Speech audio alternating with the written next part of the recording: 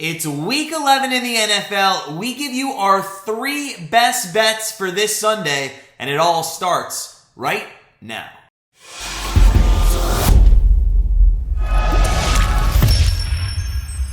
Hey guys, it's Matt from Grandstand, Bettors.com. We have 3 more NFL bets for this Sunday to give you. But first, if you're new to Grandstand Bettors, go ahead and hit that subscribe button so you don't miss any of our NFL free picks and free predictions all season long. While you're at it, smash that like button if you're excited. We have had 5 straight profitable weeks on NFL Sundays. We're going to go for our 6th straight. So, without further ado, let's dive in to our best bets for NFL Week 11. And for this first game, we're going to start in the 1 p.m. time slot here with the Washington football team and the Carolina Panthers. The Panthers, they're favored by 3 points, and the over-under is set at 43.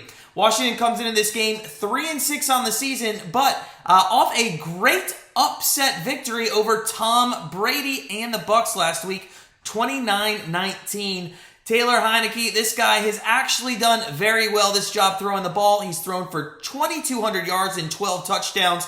The only drawback with him is he does give up some interceptions. He averages about 1 interception per game. He's actually coming off, though, his best game of his career, in our opinion here. He's completed 81% of his passes. He threw for 256 yards and a touchdown, and more importantly, did not turn over the ball. By far, his favorite target this season is McLaurin, who has just over 600 receiving yards. But Heinicke, he's a game manager, and he really utilizes all his weapons on offense to help make this football team successful. It's going to be a very hard day, though, for the passing game this week, as the Panthers have the best pass defense in all the NFL, only giving up 173 yards per game through the air. Also, Ricky Seals-Jones will also be out for this game with a hip injury, so that will hurt their passing game. That means they're probably going to have to lean on their rushing game and their leading rusher, Antonio Gibson, who only averages about 3.7 yards per carry. And although Carolina's rush defense is worse than their pass defense, they are still very good, top half of the NFL, only allowing 107 yards per game. Now, Carolina, on the other hand, they started the season off 3-0, red hot, but remember, it was against some bad teams. They've just gone 2-5 since then, but are coming off a nice win last week against the Arizona Cardinals. Now, Kyler Murray and DeAndre Hopkins were not playing in this game, so take that win for what you will. They are back to 500 on the season, though, and with a favorable schedule moving forward here, they might have the playoffs in their eyes. But Sam Darnold, as we know, went down with an injury a couple of weeks ago. Philip Walker took over as QB last week, did a great job, 22 of 29 for 167, managed the game very well. But about 10 days ago, big news happened for the Panthers. They went out, brought back Cam Newton, and he will officially be getting his first start back for the Carolina Panthers this week. He did throw a little last week, going 3 for 4 with 8 yards and a TD, and he also ran a touchdown in. But now that he has a full week of practice under his belt, and he's had time to get up to speed with that playbook, we do see him maybe feeling a little bit more comfortable, and the Panthers obviously do, as he will be the starter in Week 11.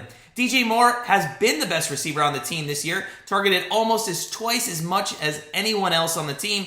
He has 57 receptions and over 700 yards, but only 3 touchdowns. Robbie Anderson, who we haven't seen much of this season, will probably get some more touches now that Cam Newton is under center. Now, Cam Newton, he is going to be a little rusty, but this Washington team's secondary is a nice one to start off with if you haven't played in a while. They're the 3rd worst in the NFL, giving up 280 yards passing a game. Now, as we know, though, with Carolina, their team really goes how Christian McCaffrey goes. He is the biggest weapon for the team, if not maybe the only weapon for the team and that Panthers offense. And unlike most running backs in the league, McCaffrey actually really gets his touches out of the passing game, and Cam Newton will look to him early and often. Out of the backfield, he's averaging about 10 yards a catch this season.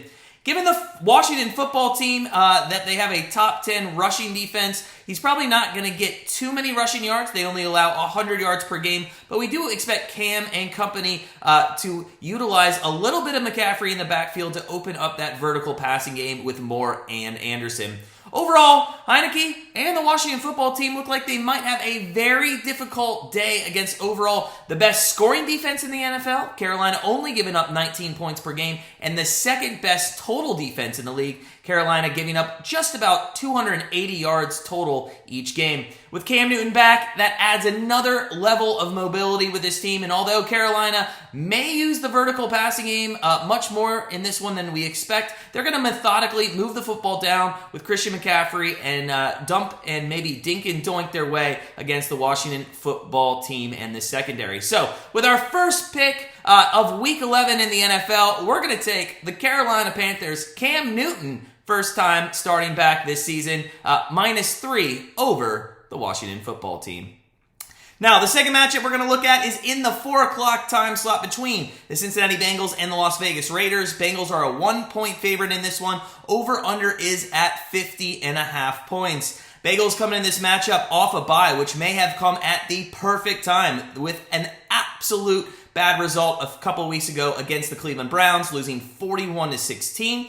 Joe Burrow, though, having a great season, throwing for 2,500 yards and 20 touchdowns, but he is still a very young quarterback and one that looks like it could be around for a while there in Cincinnati, but he needs to clean up his interceptions. He has thrown too many of those. He gave up a 99-yard interception return to Ward against the Browns in that loss. That was a huge momentum swing shift early in that game, so he needs to clean that up, be a little bit better in the red zone. Now, to utilize some of his receivers, he has fellow LSU comrade rookie Jamar Chase, who's having a great rookie season, 44 receptions, 835 yards, and 7 touchdowns, and making a very strong case for Rookie of the Year. They're going to be going up against a Raiders secondary, though, that only gives up about 230 yards in the passing game.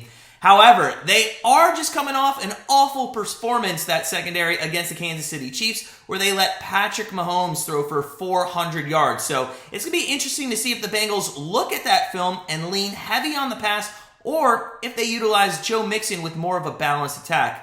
Mixon, speaking of him, he's having quite a good year, but a quiet one at that, not getting talked about a lot. He just goes out there, runs the ball, averages over 4 yards a carry, 7 touchdowns in the year, and can be very effective to open up that Bengals passing game, especially with a Vegas having the 6th worst rushing defense, giving up over 130 yards per game.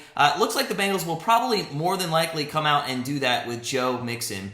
Now, the Raiders, they're coming in this game 5-4, and as we just mentioned, lost last week on Sunday Night Football to the Kansas City Chiefs, 41-14.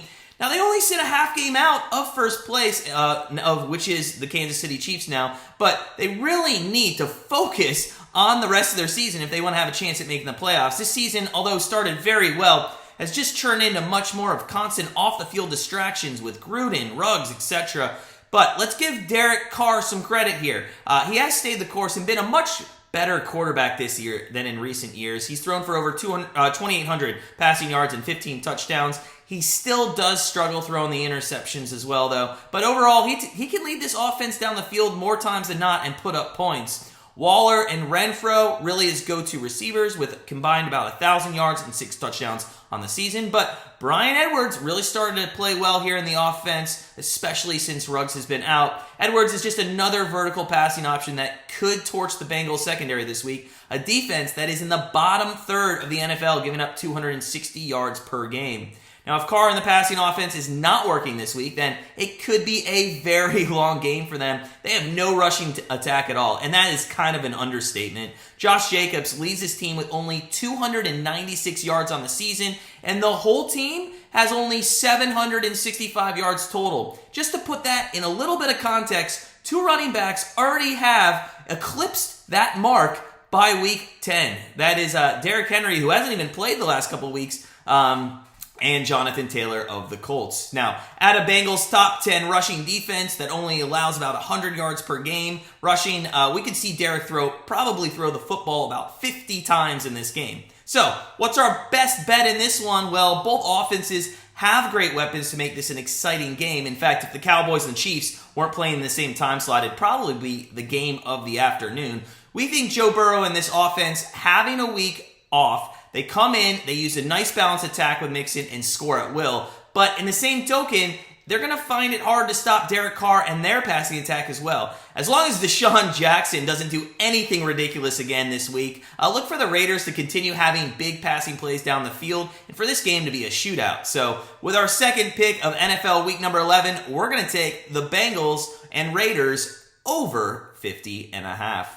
With our final pick for Week 11, we're going to look at the Sunday Night Football matchup between the Pittsburgh Steelers and the Los Angeles Chargers. Spread for this game is at 5, and the over-under is at 47.5. Steelers coming into this one after a 5-3-1 record and the tie last week against the Detroit Lions. Mason Rudolph had to step in for Big Ben in that game as he was out with COVID. Looks like he will be making his second start of the season in this one as well. Threw the ball 50 times last week. Their offense had 387 total yards, but they were only able to put up 16 points out of that. The weather was definitely a big reason for this as it was pouring rain throughout the game, but 16 points, it's not going to cut it when you go up against a Chargers offense like they have. Even though they're going to have Rudolph at quarterback in this one, that should not affect their offensive production as much in this game. The reason for that is because the majority of the offense is probably going to go through Najee Harris. He's been utilized 43% of their plays this season, and furthermore, the LA Chargers have the worst run defense in the NFL, as we know. They're giving up 155 rushing yards per game,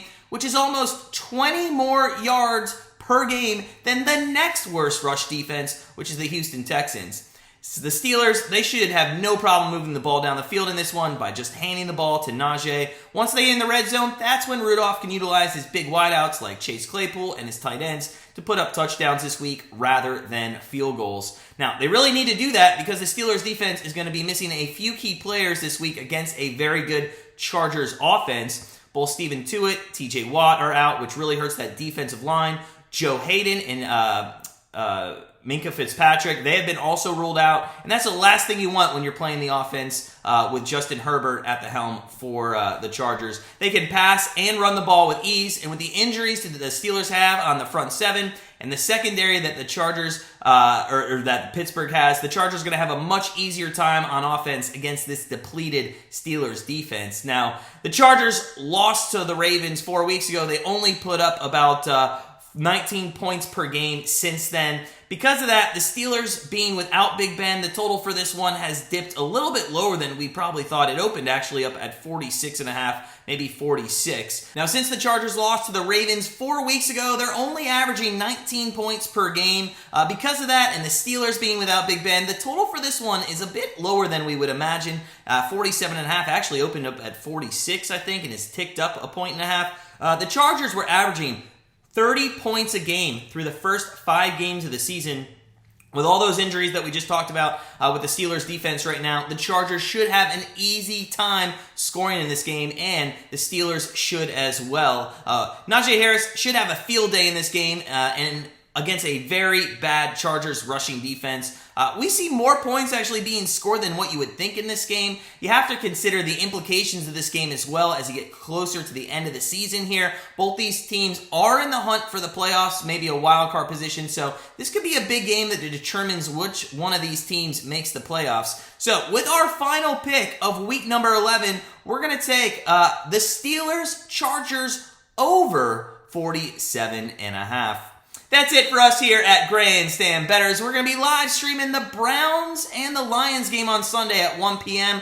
And our Monday night free pick will come out around halftime of that Steelers-Chargers game, so look for that. Also, we're on Patreon. If you're looking for a sports pick each and every day, go ahead and join our Patreon. It's less than $0.25 a day, but if you're looking for all our plays, head on over to Grandstand Bettors, become part of our family, and start living that Grandstand life. But as always, sit back, relax, enjoy Week 11 of the NFL, and we'll see you next week.